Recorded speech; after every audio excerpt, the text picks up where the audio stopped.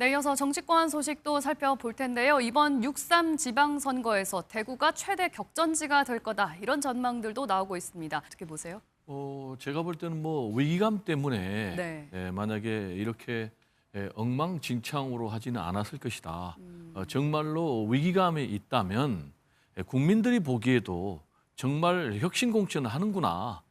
그리고 제대로 절차를 갖추구나 네. 하는 그런 뭐 공천을 해야 되는 건 아니겠습니까? 그렇지만은 뭐 당장 주호영 의원 같은 경우는 6선 의원입니다. 예. 최다선입니다. 이분 같은 경우는 뭐 전반적으로 여야 두루 평판이 좋거든요. 예. 근데 이런 분까지 컷오프 시키면서 뭐 가처분 신청까지 하고 있는 이런 상황이 과연 승리를 위한 그런 과정이었는가라는 부분에 대해서는 개인적으로 공감하기 좀 어렵고요. 예. 심지어는 뭐 대구 시민들도 굉장히 좀 공감하기 어렵지 않나. 예. 잘 아시겠지만 지금 이재명 대통령이 굉장히 잘하고 있잖아요. 그러다 보니까 민주당의 지지율이 계속해서 대구에서는 밀렸지만 비슷한 경우도 있었고 또 최근에는 갤럽에서 역전되는 경우도 있었단 말이에요. 예. 이런 상황에서 완전히 내홍이 극단적인 분열 상황으로까지 치달으니까 네. 지금 국민의힘에서는 상당히 좀 어려운 선거가 되지 않을까.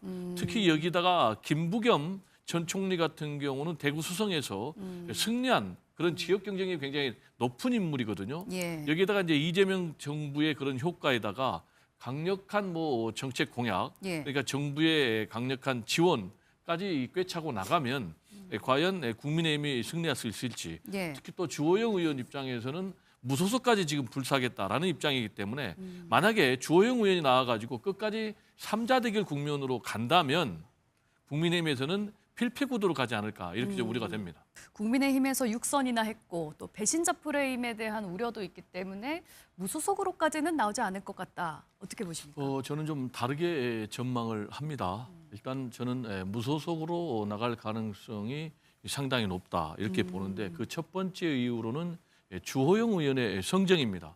이분 같은 경우에 정평이 나 있는 게 시건을 하지 않는다. 예. 자신이 뱉은 말은 반드시 하는 굉장히 신중한 성격이다. 근데 이분이 계속해서 나는 만약에 공천을 이렇게 컷오프를 시켜버리면 예. 반드시 무소속으로 출마하겠다라고 두 번, 세 번 계속 강조하고 있거든요. 그렇기 때문에 저는 만약에 컷오프가 되면 예. 저는 출마를 할 것이다. 이렇게 보여지고요. 예. 두 번째로는 무소속 출마의 가치가 있느냐의 문제입니다.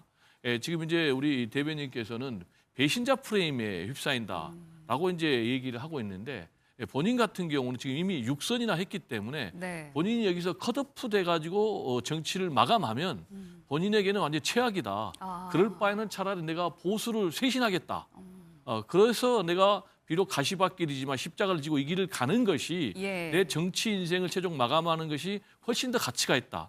이렇게 생각할 것 같아요. 아. 그리고 세 번째로는 승리의 경험이 있습니다. 지난번에 2016년에도 예. 컷오프가 됐어요. 그때 이제 가처분이 인용이 됐어요.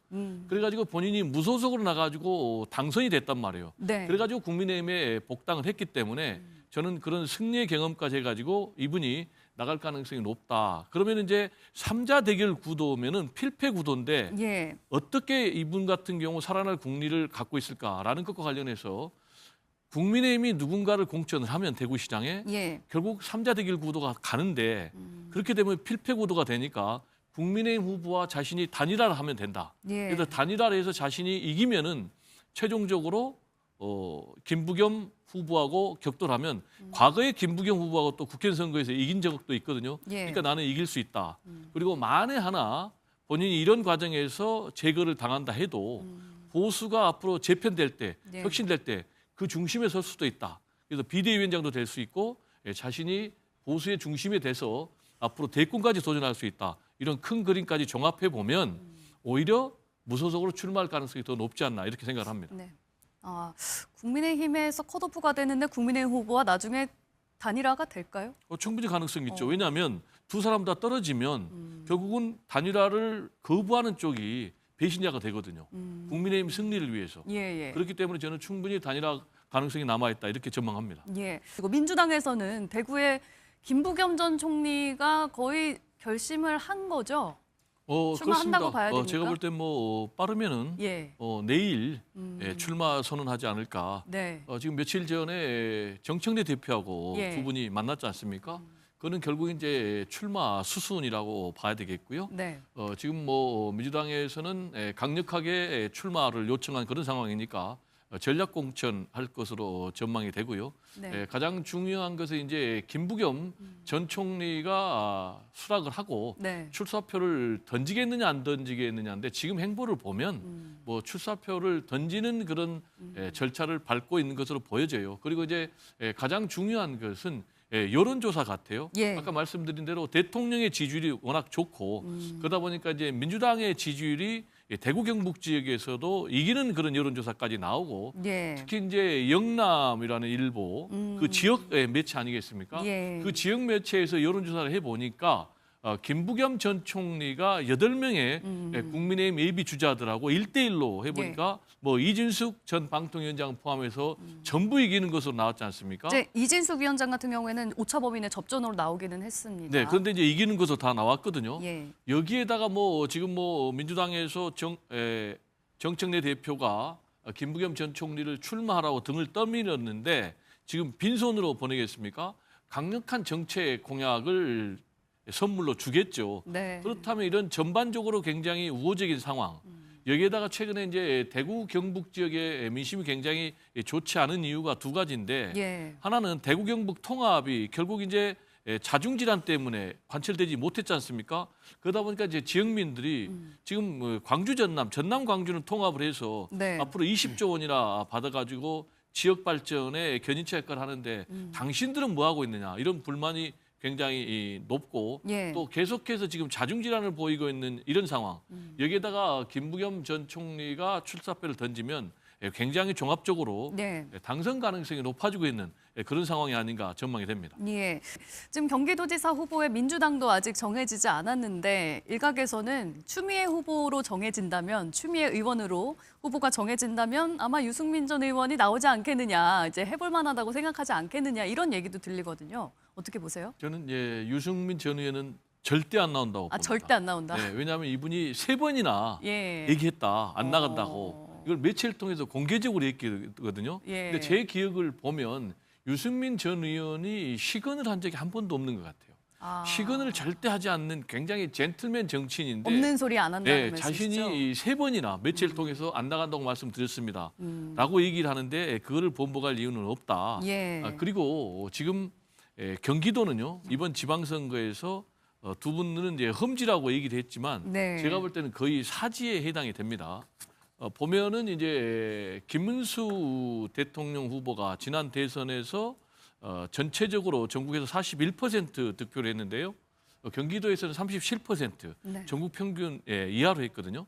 근데 이재명 대통령 후보는 50%를 훌쩍 넘었거든요. 네. 그렇기 때문에 여기에 유승민 전 의원이 나가면은 필패입니다.